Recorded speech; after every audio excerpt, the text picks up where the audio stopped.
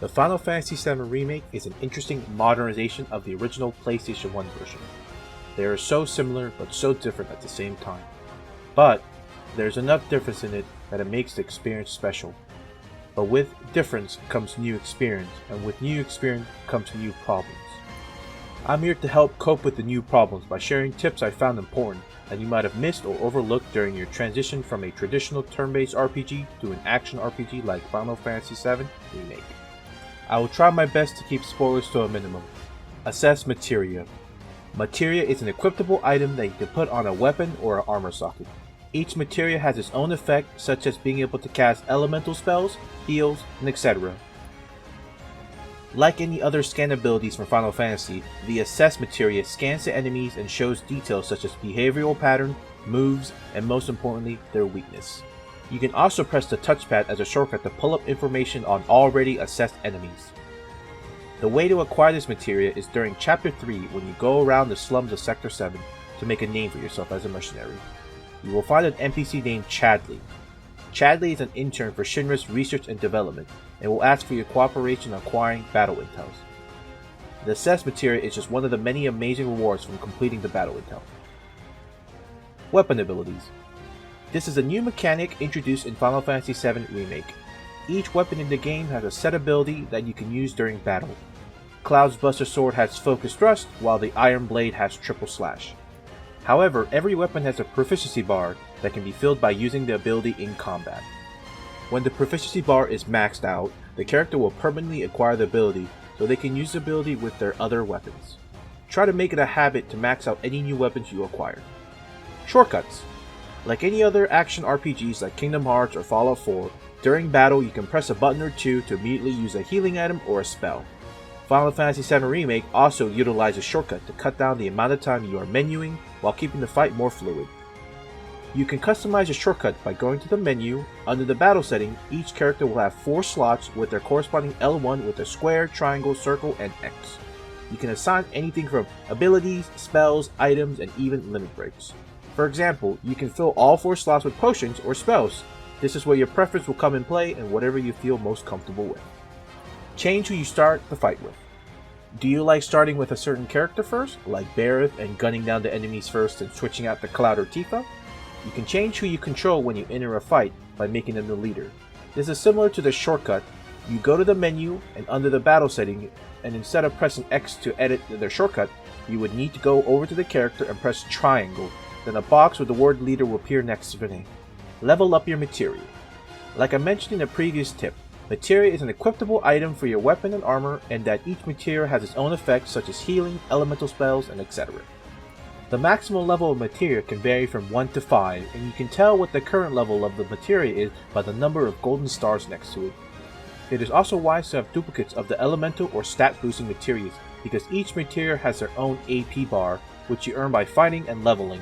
However, just because you have a max fire materia does not mean all of your other fire materia is maxed, because like I mentioned, all materia has their own AP bar.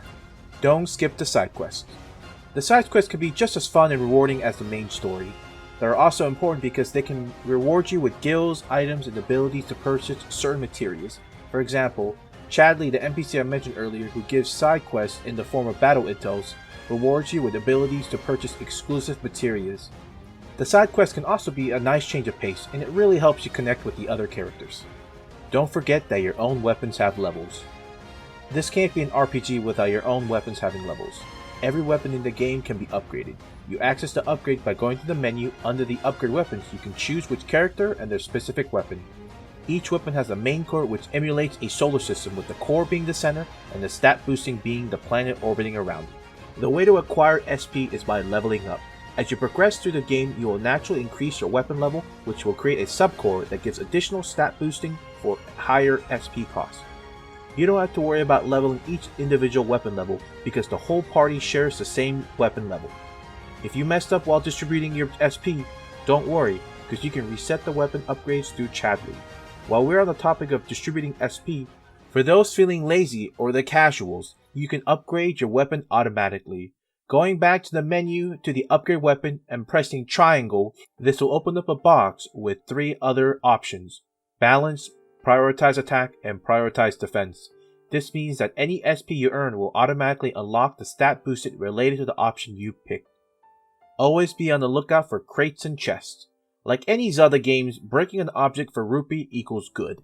This is also true in Final Fantasy VII Remake, because crates and chests can potentially reward you with Moogle medals. Moogle medals might not be important in the beginning of the game, but later a certain NPC involving a side quest will trade useful items for it. However, even without the Moogle medals, the crates and chests give out useful items and occasionally recover your HP and MP. Don't mindlessly mash the attack button. I know sometimes it can be a force of habit where you keep mashing the attack button, but this isn't Final Fantasy 15. The Final Fantasy VII Remake battle mechanic was designed to favor team play and creativity. Try to be creative and use an ability, or a spell, or even a limit break. By expanding your attack options, it will make the fight go much faster and smoother. Is character swapping even important? Why can't I just stick with Cloud? In this game, the character's full potential is locked behind the AIs. The AIs are not the greatest in being efficient. They don't use abilities, items, summons, limits, or spells, except for certain auto materias.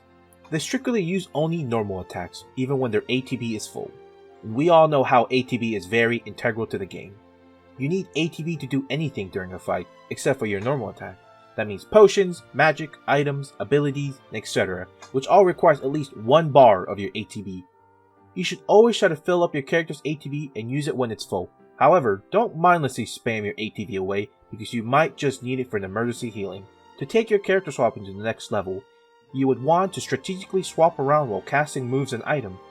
The battle system in Final Fantasy VII Remake is very dynamic and fluid, that you can cast a spell and immediately swap to another character to play off that spell or attack.